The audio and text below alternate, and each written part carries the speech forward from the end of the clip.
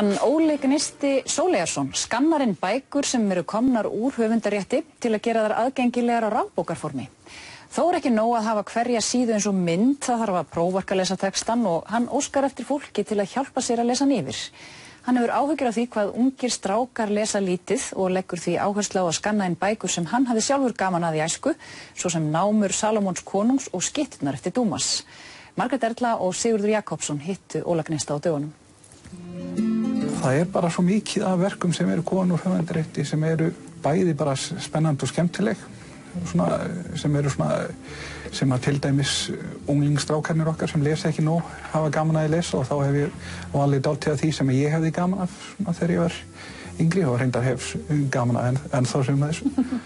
Og síðan hinn hlutin að taka þarna það sem við getum kallað meiri menningarverðmæti, og þá það til dæmis þarna þjóðsögur, það þýðingin á Hómerskviðum og þýðingin á síðan 1001 nótt og þess háttar efni. Hvernig kemur maður bók yfir á rafrænt bókaform? Ja, í mínu tilfelli þá það þannig að ég á vin sem að fær skrýtnar hugmyndir, honum datt í hug með afa sínum að byggja bókaskana.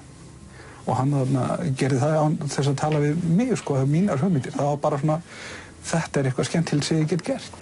Maður setur bók í vöggu, það lyftist upp að gleru, 2 myndavélar taka mynd þegar maður ítir á gikk.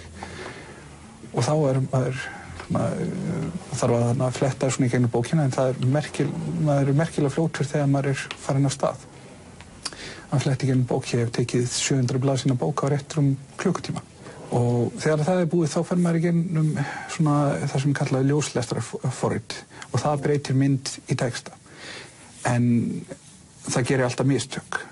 Það vandinn, og sérstaklega á íslensku, því að þau eru rosalega góð fyrir ensku, en sem eð og en ég reyndar búin að kenna forritin ágætlega, þannig að þekki íslensku stafina, þannig að maður fer bara í gegnum það, þetta eð.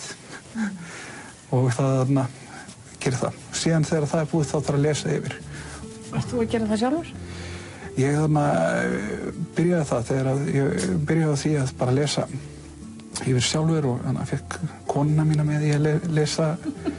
Síðan hef ég með hjálp vinnar míns, Svavars, Kjarvals, þá hef ég sett upp vefkerfi þar sem hver sem getur í raun skráð sig inn og byrjað að lesa yfir síður. Það ekkert mikið flóknar en það. Maður þarf kannski þeir sem eru ekki mjög tölvuvanir, þeir ættu kannski að fá einhverja aðeins tölvuvanari til að hjálpa sér að komast af stað.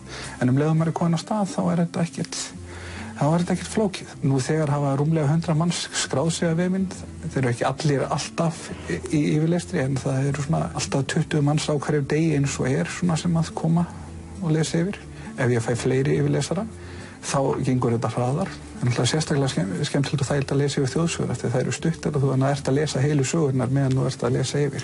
Og hvað eru yfirlesnar margar blaðsíður til dæmis á dag? Á langbesta deginu þá voru allt lesnar yfir 400 síður. Hægt að lesa þær bækur sem eru tilbúnar og leggja hönd á plóg við prófarkalestur á vefnum rafbókavefur.is.